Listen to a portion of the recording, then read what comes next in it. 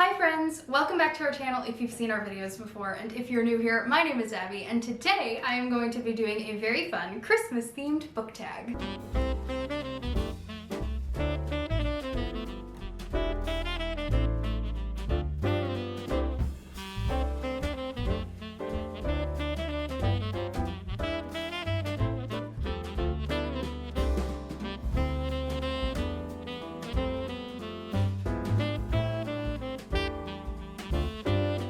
Today I am going to be doing the A Christmas Carol book tag. I am so excited for this. I was tagged for this by my friend Nina over at Wrestling with Books / Wrestling with Disney. She tagged me on her booktube channel, which is Wrestling with Books. I will link that down in the description, as well as all of the questions for this tag, so if you want to do this yourself, you can. I love A Christmas Carol. It's one of my favorite Christmas stories. I love pretty much any adaptation of it, and I'm really excited to get to do this tag today and answer some questions based on things from the story. So let's get started. Also, yes, I'm wearing this sweater because it's cute and I thought it was a good idea, but it is also Florida and it is not sweater weather. So am I regretting it? A little bit, but it's still really cute. So we're here now. We'll just roll up the sleeves. Let's go. Prompt number 1 is The Ghost of Christmas Past, a book that was a childhood favorite. So for a childhood favorite book, I am going to go with Felicity Surprise by Valerie Tripp. This is the third book in the Felicity series, which is an American Girl series. I loved the American Girl books when I was growing up. I talked about Molly in the All Hallows Eve book tag, but Felicity was my favorite, mostly because I was obsessed with colonial America. I loved that time period. I loved anything to do with it. We visited Colonial Williamsburg a few times when we were growing up, and it was always like my favorite place. I just loved everything about it. We're not from Virginia. It just happened to be like when we were on other trips or whatever. We were homeschooled, so it was really nice and educational as well. But Felicity was my favorite, and this is the Christmas special. Pretty much every one of the girls had a Christmas themed book or a winter themed book. This one was one of my favorites. This was the dress of my dreams growing up. This blue gown. Are you kidding me? Oh, I still kind of low-key want it. I'm not even kidding. I would still wear this dress 100% if I had a grown-up version. But this book is about Felicity. It's Christmas time, and she is invited to a dance at the governor's palace. I need to read these again. I read the first few this past July on Independence Day, just because I felt like it was fitting. But I didn't finish the series out, so I should definitely do that in the near future. Prompt number 2 is The Ghost of Christmas Present, a recent book that you think will become one of your all-time favorites. For this one, I am going to go with A Midnight Dance by Joanna Davidson Politano. I loved it. I loved it so much. This is the story of Ella. She is a ballerina. She's very talented, and she's recently gained a position in a very prestigious ballet company. It's like the 1850s, I want to say. I don't remember the exact year, but it's in the 1800s. It's a historical fiction. Ella also has another reason for joining this ballet company. She is here to solve the mystery of what happened on the night of a tragic fire that ended her mother's dance career. Everyone assumed that Ella's mother died in the fire, and actually a lot of people think that her ghost haunts the theater, but Ella knows that's not true. Her mother was still alive and well. She has just passed away when our story begins. Basically, we are following Ella as she's trying to solve this mystery of what happened. She's also trying to earn her place in the ballet. She's wrestling with her faith and what it means to be in what's kind of a profession that's looked down upon at the time, and still be a Christian and believe that God's calling her to be in this place and do this thing that so many people have told her is not good. It's not a good thing to do or be, and it's just beautifully written. The atmosphere is phenomenal. I felt like crying. I didn't quite cry, and it's not really sad. It's just moving. It's like deeply moving and affecting, and I loved it so much. I definitely want to get this one for my physical collection at some point because it's just, it was everything. If you are interested in a historical fiction mystery with great faith content, I highly recommend checking out A Midnight Dance. I really do. Prompt number 3 is The Ghost of Christmas Yet to Come, a book coming out next year that you're the most excited for. Is it cheating if I answer this with a book that I've already read? Perhaps, but I'm gonna do it anyway. The Summer We Forgot by Caroline George comes out in March, I believe, and yes, I have already pre-ordered my copy because I am absolutely obsessed with this. Thank you to NetGalley for letting me read an arc of this book. I fell madly in love with Dearest Josephine by Caroline George earlier this year, and when I heard her pitch for this one, I knew I needed it in my life. Basically, this is a YA mystery thriller that is set in a coastal Florida town. I'm in Florida. I'm not coastal, but I'm in Florida. It follows a group of teens. They're going into their senior year. We have two different narrators for the story. We have Darby and we have Morgan. They used to be best friends, but something happened to splinter their friendship. Our story starts when a body is found in the local swamp and is revealed to be one of their middle school science teachers. And here's the other kicker. None of them remember what happened 2 summers ago when this science teacher went missing. Oh, it's so good. I loved this the whole way through. I was obsessed from the start. The narration style is everything. I love Caroline George's writing style, and I cannot wait. I've already pre-ordered this book. I want to have it in my hands. I want to see, there's going to be like bonus stuff in the book, like interviews and pictures, and I cannot wait. Oh, it's so exciting. I absolutely loved this one, so yeah, I'm very excited for this release next year. Prompt number 4, Bah Humbug, a book that everyone else loves that you just can't stand. Well, that seems a little harsh for me. There aren't many books out there that I can think of that I can't stand. Like, even the ones that I don't like, I liked parts of them, so it's not like I'm against them in all capacity. I don't read books that I don't think I'm gonna like, at least a little, you know what I mean? This is one that I just don't... Okay. Please don't take offense if this is your favorite book. I totally support you and I respect that. That is totally fine. It just wasn't for me.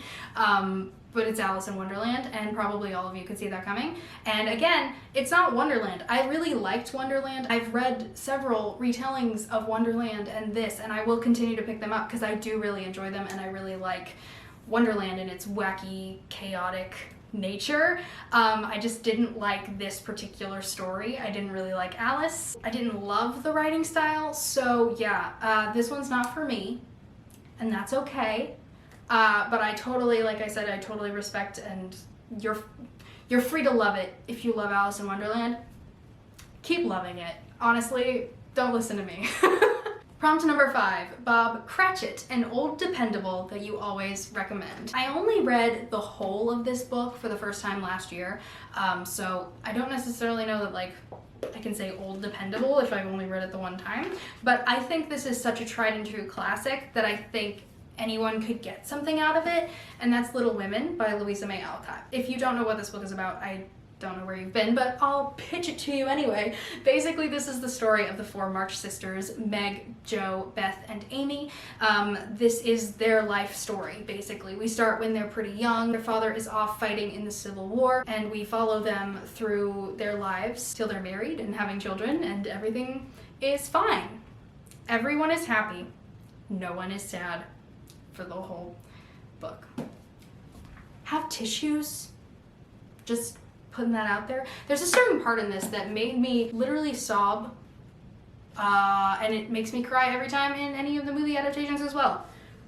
Hope laughs at me, but I will cry every time. Like, I can't help it. This is one of the most iconic and beloved stories in American literature, in literature in general. It's just a sweet, soft, meandering story about life and lessons and family and faith, and it's great. If you're looking to get into classics and you're looking for an easy one to start with, I think this is a great place to begin. Prompt number 6 is Tiny Tim, an underhyped book that you think deserves more love.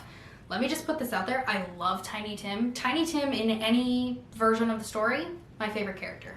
Hands down. Him and the Ghost of Christmas Present. They're usually my favorite. So for an underhyped book that I think deserves love, I am gonna go with one of my favorite series of all time, The Underland Chronicles by Suzanne Collins. This is Gregor the Overlander. This is book 1. I love this series. This was one that I discovered 6th or 7th grade, something like that. And back then my dad would actually read books before me just to make sure they were like good and weren't gonna give me nightmares, because I had a very overactive imagination. And if I saw something scary or I read something scary, it would appear in my dreams. And now that I think about it, looking back on this series, I don't necessarily know that he would have let me continue with this series if he had read all of them. As far as I remember, he read this one, and I think he might have read the second one, but I don't think he read all 5. And the later books are pretty intense. I was obsessed with them, and still kind of am, if I'm honest with you. I still kind of am. This was Suzanne Collins' predecessor to The Hunger Games. The Hunger Games obviously was the thing that like made her blow up, but this was their series first, and I remember as a kid being so miffed about The Hunger Games because people needed to read this, and I was so bothered. I haven't read The Hunger Games. I still haven't to this day. I will at some point, but you know, for a long time it was because I was so angry that people weren't reading and appreciating this that it was very petty and quite funny to me now. This follows 11-year-old Gregor.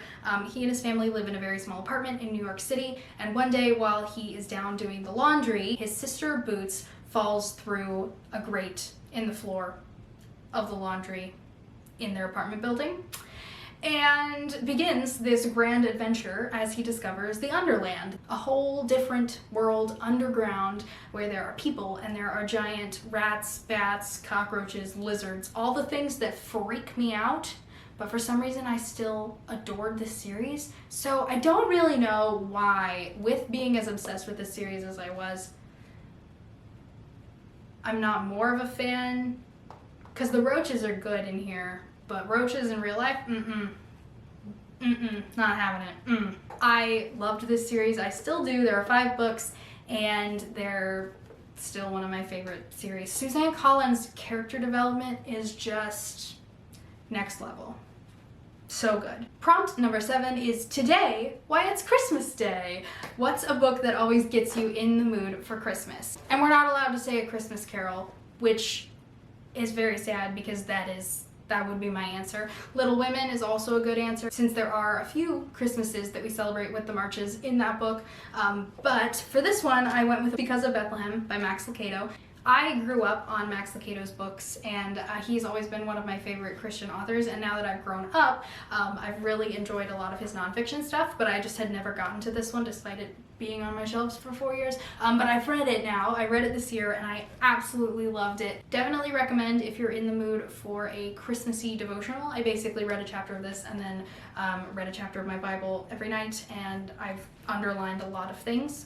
So Hope has also read this one, and she really liked it. So that's a recommendation from us if you're looking for a Christmas book. Because of Bethlehem is pretty darn great. And prompt number 8 is The Muppet Christmas Carol, your favorite film adaptation of a book. I do love Muppets Christmas Carol. I love Mickey's A Christmas Carol. I love Barbie in A Christmas Carol. But as far as book to movie adaptations go, look at me. I made it all the way to the end of the video without mentioning Narnia, because I'm going to mention it now, so I wanted to wait. So now we're on question number 8. Now I'm mentioning it because the Narnia movies, they're my favorite book to movie adaptation. The Lion, the Witch, and the Wardrobe, I think, is one of the best movie adaptations ever made. Like, so true to the source material. It's beautiful. The casting was perfect.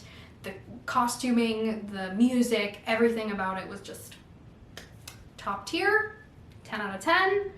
12 out of 10. I love it to death, and it's my favorite. Some of my other favorites, Little Women 2019. I like the 1994 one too, but 2019 is just something special, man. And this is the one Little Women adaptation since reading the book that I can see that did Amy right. And I think that's the most important thing about it to me. I think Florence Pugh is my favorite Amy for sure, because I think it kind of, it gave us more of a view of what grown-up Amy is like, and she's one of my favorite parts of the book, so I think I really appreciate that. I also loved The Giver movie. The Giver is one of my favorite books of all time, and I actually saw this one in theaters, not opening day, but within the month of it coming out, because I was so excited. So excited. I still think it's a fantastic adaptation. I should watch that again. It's been a while. And that is the final question. Prompt number 9 is technically to tag some people, but Christmas is like basically here. If you want to do this, feel free to do it and say I tagged you. But yeah, I had a lot of fun with this, and I hope that you did too. If you enjoyed this, please give it a thumbs up, subscribe down below for more Disney and bookish magic, and let me know in a comment, A, have you read any of these books that I talked about in this video, and B, which of the ghosts from A Christmas Carol is your favorite? past, present, or yet to come. My personal favorite is present in pretty much every adaptation. In The Muppet Christmas Carol, he gets the best song. I'm sorry. I do love Bless Us All. It does make me cry, but It Feels Like Christmas, I feel like it's the best song. With all that being said, I will say goodbye. So thank you very much for watching, and I will see you next time. Bye!